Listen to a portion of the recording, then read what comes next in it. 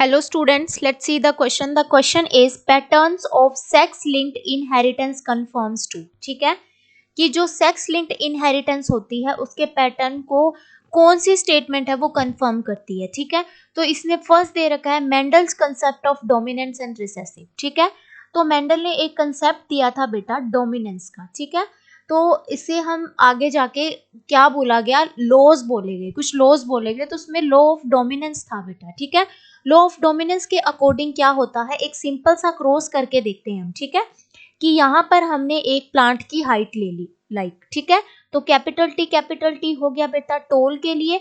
वहीं पर इसका एक रिसेसिव कैरेक्टर ले लिया जिसे हम मान लेते हैं कि ये ड्वार्फ के लिए. ठीक है, तो जब हम आगे जाके इसके गैमेट्स बनाए तो इसके ये गैमेट्स बने, हमने आगे जाके क्रॉस किया तो कैपिटल टी स्मॉल टी आया. ठीक है, तो यहाँ पर बेटा है तो दोनों ही कैरेक्टर, बट इस जो प्रोजेनी है इसको हम क्या बोलेंगे, टॉल बोलेंगे. कैसे बोलेंगे बेटा, कि ये जो रिसेसिव वाला कैरेक्टर्स होता है ना, ये तो हो जाता है बेटा सप्रेस, और ये अगर सप्रेस हो गया तो अपना इफेक्ट शो नहीं कर पाएगा, तो डोमिनेंट वाला कैरेक्टर ही अपना इफेक्ट शो करेगा यहाँ पर. ठीक है, अब देखो तो उसकी वजह से ये टोल हो गया. अब कोई भी एक, जैसे हम हीमोफीलिया एक डिजीज ले लेते हैं, डिसऑर्डर है वो, तो वो एक एक्स लिंक डिसऑर्डर है. अब क्या होगा बेटा कि अगर हम इसे मेल के अंदर देखते हैं, रिसेसिव डिसऑर्डर है वो बेटा. ठीक है, अगर हम देखो नॉर्मल मेल के अंदर एक्स और वाई क्रोमोसोम होते हैं, अगर ये एक्स लिंक डिसऑर्डर है मतलब एक्स के ऊपर प्रेजेंट होगा, तो यहाँ पर हीमो इसके लिए रिस्पॉन्सिबल जो जीन है वो एक्स क्रोमोसोम पे प्रेजेंट है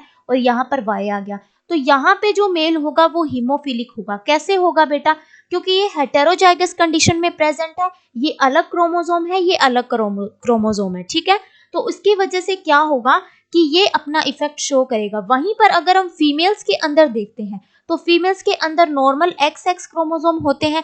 वहीं पर अगर हम इसको, यहाँ पर ये वाला जीन हो गया और यहाँ पर ये फीमेल हो गई, तो यहाँ पर ये अपना इफेक्ट शो नहीं कर पाएगा, क्योंकि अभी मैंने बताया कि ये एक रिसेसिव डिसऑर्डर है, और रिसेसिव जो होता है उसका इफेक्ट सप्रेस हो जाता है डोमिनेंट के सामने. ठीक है, तो इस वजह से ये फीमेल हीमोफिलिक नहीं होगी, ये फीमेल क्या होगी, एज अ कैरियर बिहेव करेगी, बट ये हीमोफिलिक नहीं होगी. ये हीमोफिलिक कब होगी बेटा, कि ये जब दोनों ही रिसेसिव होमोजाइगस कंडीशन के अंदर अगर हम प्रेजेंट होगा इसके अंदर, तो ये फीमेल क्या होगी बेटा, हीमोफिलिक होगी. ठीक है, तो ये सेक्स लिंक्ड इनहेरिटेंस का ये वाला डोमिनेंस एंड रिसेसिव वाला जो कंसेप्ट था मेंडल का, ये तो कंफर्म करता है कि हाँ ये इससे होता ही होता है. ठीक है, तो ए स्टेटमेंट हमारी करेक्ट हो जाती है. बी बोल रहा है बेटा मेंडल्स लॉ ऑफ सेग्रीगेशन.